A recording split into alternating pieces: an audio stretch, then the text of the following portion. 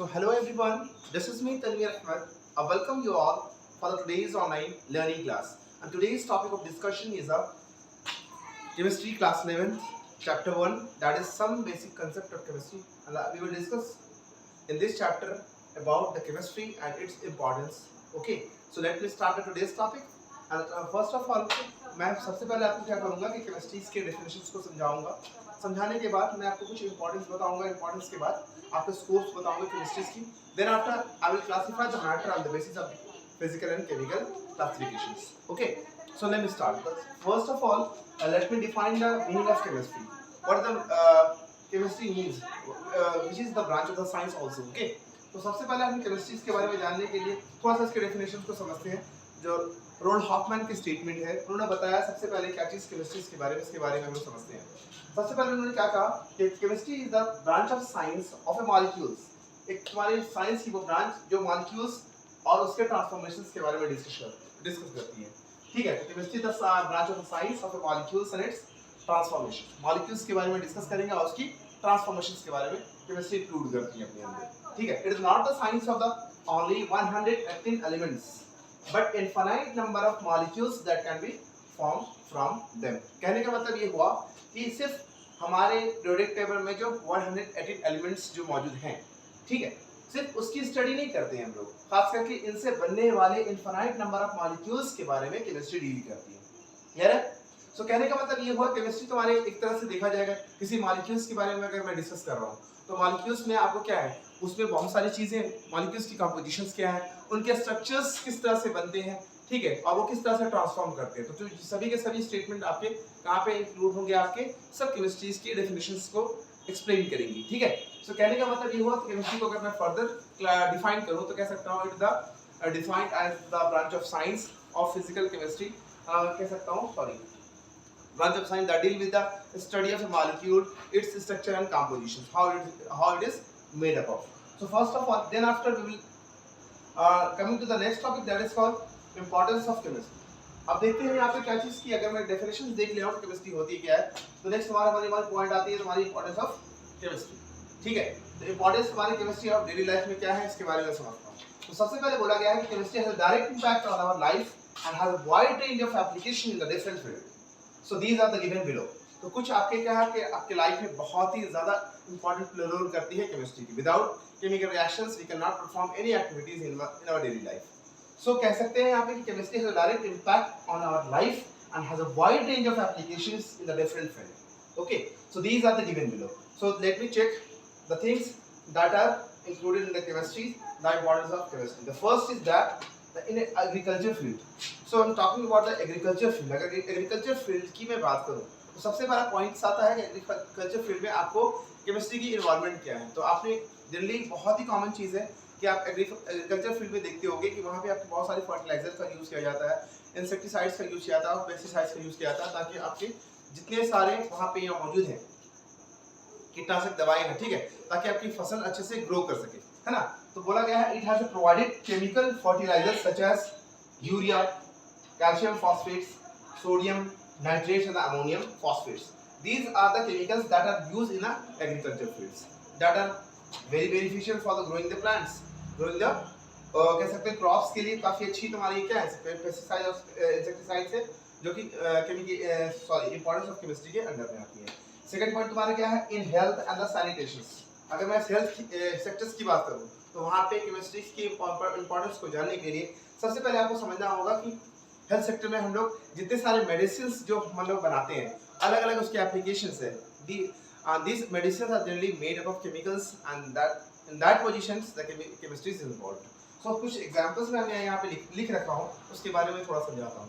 जैसे मैं सबसे पहले क्या बोला कि सिस्प्लाटिन एंड टेक्सोल, दो ऐसी तुम्हारी दवाइयाँ हैं जो कि जनरली कहाँ यूज की जाती है. It has been found to be a very effective in treatment in the cancer therapy.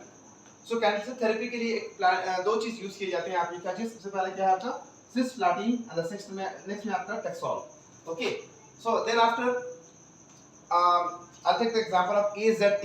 AZT को कहाँ यूज करेंगे इसके बारे में हम लोग समझते हैं. ठीक है, तो एजिडोथाइमिडीन तुम्हारे केमिकल्स हैं जिनका हम लोग यूज करते हैं use for the AIDS victim. जो एड्स से पीड़ित होते हैं लोग, उनके लिए खास करके ये दवा है एजिडोथाइमिडीन. ओके, देन आफ्टर अगर देखा जाए हेल्थ सेक्टर में, तो यहाँ पे आप देख सकते हो कि यहाँ पे क्लोरीन का भी यूज किया जा रहा है वाटर को स्टरलाइजिंग करने के लिए, वाटर को क्लीन करने के लिए, वाटर में मान लीजिए अगर कुछ गंदगियां हैं उसे साफ करने के लिए। तो यहाँ बोला गया low concentration of the chlorine up to 0.2 to 0.4 part per million. These terms I will discuss in the concentration term in this chapter. Okay. So अभी यहाँ पे हम सिंपल आपको समझाने वाले केमिस्ट्री की इंपॉर्टेंस कहाँ पे है। So low concentration of chlorine 0.2 to 0.4 part per million is used for sterilizing of water to make it fit for drinking. तो ड्रिंकिंग को फिट बनाने के लिए, ठीक है, वाटर जो ड्रिंकिंग वाटर को फिट बनाने के लिए हम लोग क्लोरीन का यूज करते हैं, उसकी जो परसेंटेज होती है आपको 0.2 टू 0.4 पार्ट पर मिलियन यूज किए जाते हैं। नेक्स्ट पॉइंट हमारी क्या चीज है यहाँ पे, सेविंग द एनवायरनमेंट। अगर मैं एनवायरनमेंट की बात करूं तो केमिस्ट्री की एनवायरनमेंट या इंपॉर्टेंस अगर वहां पे देख सकते हो, तो आप डेली लाइफ में देखोगे इंडस्ट्रियलाइजेशन आपके वर्ल्ड लेवल पे काफी तेजी से वहां पे क्या हो रही है, इंडस्ट्रीज की इंस्टॉलेशन हो रही है डिफरेंट लोकेशंस पे। उससे क्या हो रहा है, बहुत ही ज्यादा पॉल्यूटेड गैसेस निकल रही हैं, ठीक है। तो इंडस्ट्रियलाइजेशन की वजह से क्या होती है, बहुत सारे व्हीकल्स की मैन्युफैक्चरिंग की जा रही है। व्हीकल्स में अलग अलग तरह के तुम्हारे केमिकल्स जैसे पेट्रोल्स के यूज किए जा रहे हैं। उस पेट्रोल से होने वाले एयर पॉल्यूशंस को रिड्यूस करने के लिए हमारे बहुत सारे केमिकल्स को यूज किया जाता है, जो कि हमारे डे बाय डे तुम्हारी क्या कर रही है, हमारे एनवायरनमेंट को कंडीशंस को इंप्रूव करने के लिए क्या कर रही है, पेट्रोल्स को रिप्लेस करके हम लोग क्या कर रहे हैं, सीएनजी गैसेस को इंजन्स को इंप्लीमेंट कर रहे हैं। तो हम कह सकते हैं कि सेविंग द एनवायरनमेंट को सेव करने के लिए कहीं ना कहीं तुम्हारी केमिस्ट्री का भी इन्वॉल्वमेंट है। नेक्स्ट हमारी क्या है, एप्लीकेशन इन इंडस्ट्री। अब ये एप्लीकेशन इंडस्ट्री की बात करूं तो इंडस्ट्री में बहुत जगह wide range of application in chemistry है। जितने सारे मेटलर्जिकल ऑपरेशंस जो होते हैं, आपको मान लो मैन्युफैक्चरिंग यूनिट्स जो होते हैं, बड़े बड़े इंडस्ट्रीज होते हैं आपके, iron industries, copper industry, aluminium industry जो होते हैं, वो कहीं ना कहीं तुम्हारे बहुत बड़े बड़े केमिकल रिएक्शंस का यूज करके एलिमेंट्स को सेपरेट करते हैं और फिर फर्दर उससे हम लोग न्यू प्रोडक्ट का फॉर्मेशन करते हैं। तो यहाँ पे कुछ आपके एग्जांपल्स दिए गए, जैसे मान लो कि chemistry has a played an important role in developing many industrial manufactured fertilizer, alkalis, acids, dyes and the polymers. ठीक है, तो अगर पॉलीमर्स की मैन्युफैक्चरिंग करना हो तो इंडस्ट्री क्या करती है, उसको यूज करके केमिकल्स को पॉलीमर्स की मैन्युफैक्चरिंग करती है, फर्टिलाइजर की मैन्युफैक्चरिंग करती है, अल्कलीज जिसे हम लोग बोलते हैं वाटर सॉल्युबल बेस, एसिड्स हैं आपके, डाइज हैं, these are the things that are manufactured in the industrial area. Okay, और कह सकता हूँ कि इंडस्ट्री में सबको मैन्युफैक्चरिंग की जाती है। और इसके अलावा भी बहुत सारे अपने पेंट इंडस्ट्री में भी तुम्हारी केमिकल्स का यूज किया जाता है, जहाँ पे केमिस्ट्री की खास करके बहुत ज्यादा इंपॉर्टेंस है। मतलब कह सकता हूँ कि डेली लाइफ में आपको एक इंपॉर्टेंस नहीं, बहुत सारे इंपॉर्टेंस है केमिस्ट्री के। Without chemistry we can not, कह सकता हूँ, chemical reaction we can not perform any activities in our daily life. क्या मैं बोलूँ कि प्लांट अगर ग्रो कर रही है तो वहाँ पे भी कहीं ना कहीं केमिकल रिएक्शंस भी इन्वॉल्व है, जो कि केमिस्ट्री का इन्वॉल्वमेंट वहाँ पे दिखती है। तो coming to the next point, that is called classification of chemistry on the basis of their states. That is called, कह सकता हूं कि इसको दो तरह से क्लासिफाई कर सकता हूं केमिस्ट्री को। सबसे पहला पार्ट तुम्हारा क्या होगा, physical classification and chemical classification.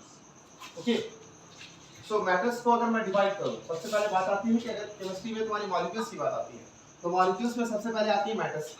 तो molecules, all molecules made up of matters. अब मैटर्स की बात करूं तो matters is nothing but it is the anything that occupies space having some mass and have some definite volume.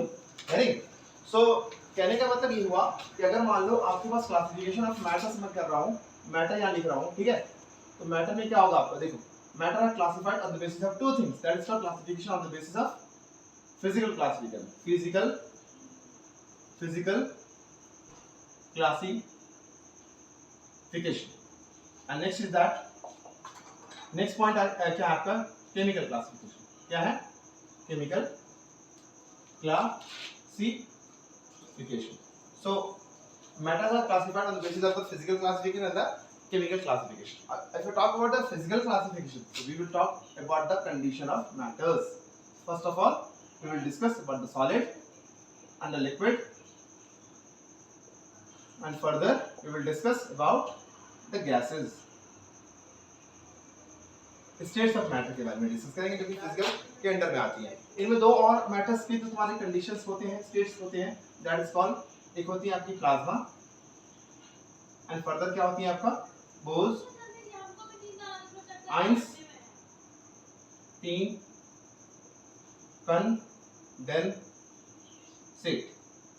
सो इस तरह से classification कर सकते हैं फिजिकल क्लासिफिकेशन किसके लिए, आपका मैटर्स का, तो matters are classified on the basis of the physical classification, that is of solid, liquid, gases, plasma and Bose Einstein condensate. Further, we will classify the element on the basis of chemical classification. So we will include something that is called, first of all, pure substance. What? Pure substance. And the next is mixture. Mixture is also called a impure substance. Impure substance. Getting? So further we will classify the pure substance into two parts. That is called elements and compounds. Elements and compounds. If we talk about the mixtures, so mixture are further classified on the basis of homogeneous and the heterogeneous. Getting? So यहाँ से अगर classification की जाए chemical classification, तो दो part में कर सकते हैं, प्योर सब्सटेंस को एलिमेंट एंड कंपाउंड में, और फर्दर मिक्सचर को कर सकते हैं हम लोग homogeneous and heterogeneous mixture. So homogeneous में अगर मैं बात करूं तो होमोजेनियस के बारे में भी डिस्कस करेंगे हम लोग.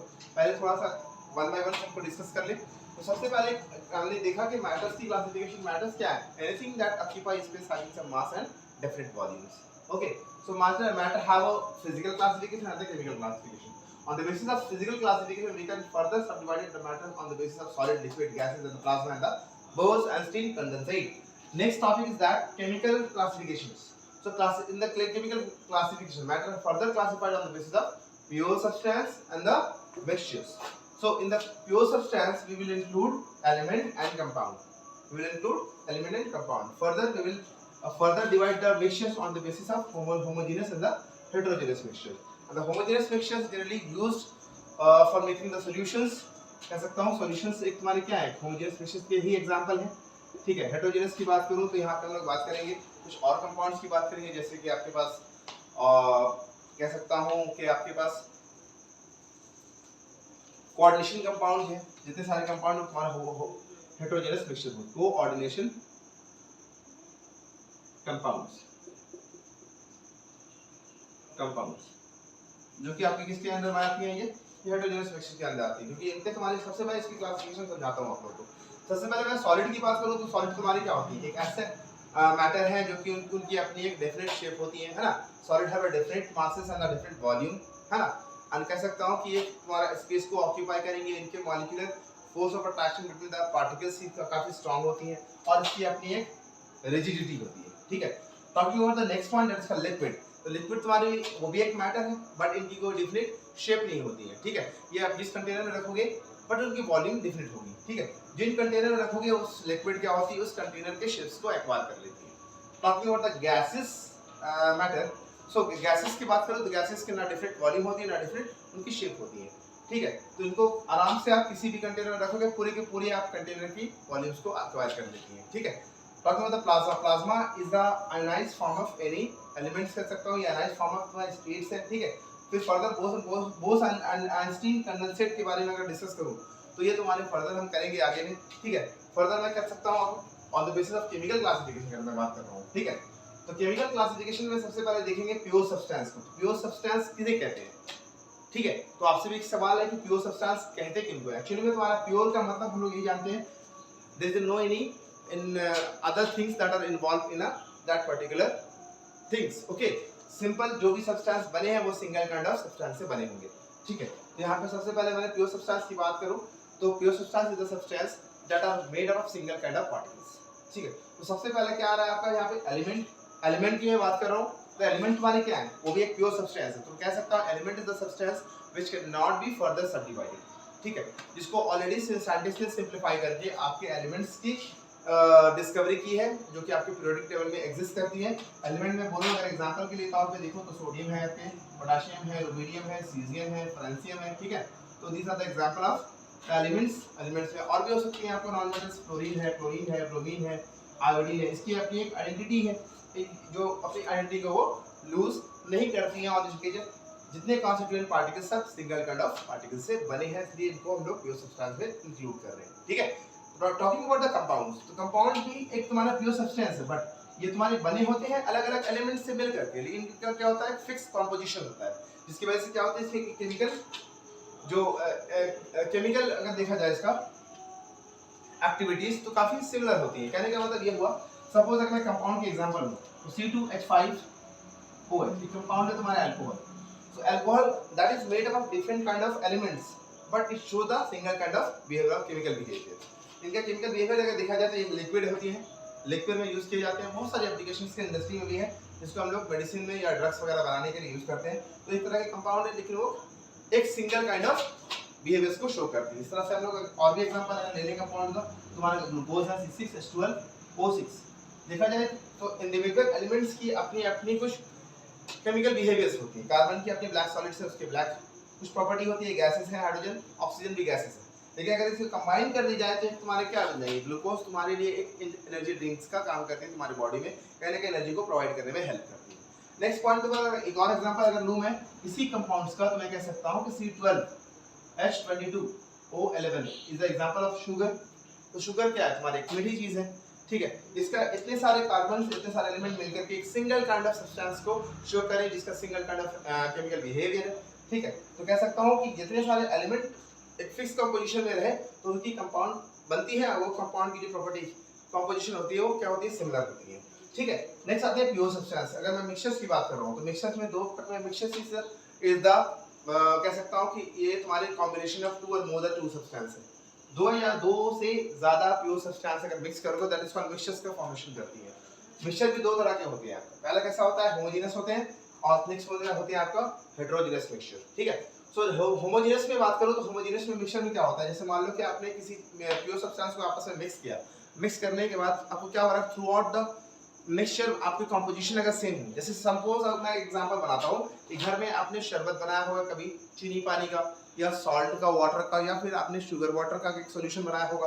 तो सॉल्यूशन में जब आप बनाने के बाद देखोगे तो सॉल्ट वाटर आएगी तो वो कैसी सॉल्टी वाटर लगेगी, या शुगर वाटर को आपने इन्वॉल्व किया तो वो कैसी लगेगी आपको, स्वीट टेस्ट होगी उस पर्टिकुलर सिरप्स की, है ना। तो इस तरह से बहुत सारे सॉल्यूशंस के एग्जांपल हैं जो कि होमोजेनस में आते हैं, लेकिन उसको आप कंज्यूम करोगे तो आपको क्या मिलेगा, अगर सॉल्टी वाटर को तुम कंज्यूम करो तो सॉल्टी वाटर ही मिलेगी, ऐसा नहीं है कि आपको स्वीट वाटर मिलने लगेगी, ठीक है ना। तो नेक्स्ट पॉइंट तुम्हारे क्या है, सॉल्यूशन। सॉल्यूशन की बात करो तो सॉल्यूशन में और भी एग्जांपल्स बना सकते हो, ग्लूकोज वाटर की बना सकते हो जो कि एक्ट करती है एनर्जी ड्रिंक के जैसा। नेक्स्ट पॉइंट तुम्हारा क्या है, कोऑर्डिनेशन कंपाउंड, जो कि तुम्हारी क्या देती है, हेटेरोजेनस मिक्सचर में। हेटेरोजेनस मिक्सचर में सबसे बड़ा खासियत ये चीज है कि उसकी जो इंडिविजुअल एलिमेंट जितने सारे प्योर सब्सटेंस अगर मौजूद होंगे वो अपने इंडिविजुअल के एलिमेंट्स को टेस्ट को एक्सपीरियंस करवाती है। मतलब यहाँ पे अगर देखा जाए इनका कोई भी कॉम्पोजिशन सेम नहीं होता, वो डिफरेंट होता है, ठीक है। तो आज के लिए इतना ही काफी रखते हैं हम लोग, फिर डिस्कस करेंगे हम लोग नेक्स्ट टॉपिक में, नेक्स्ट क्लास में, नेक्स्ट लेक्चर में फर्दर तुम्हारी यूनिट्स के बारे में जो हम लोग यूज करेंगे, खास करके आपके केमिस्ट्री में जो आपके केमिकल कैलकुलेशंस में और आपके न्यूमेरिकल कैलकुलेशंस में जो यूज होते हैं, ठीक है। तो आज के लिए काफी इतना है। Thank you everybody and have a nice day. Thank you.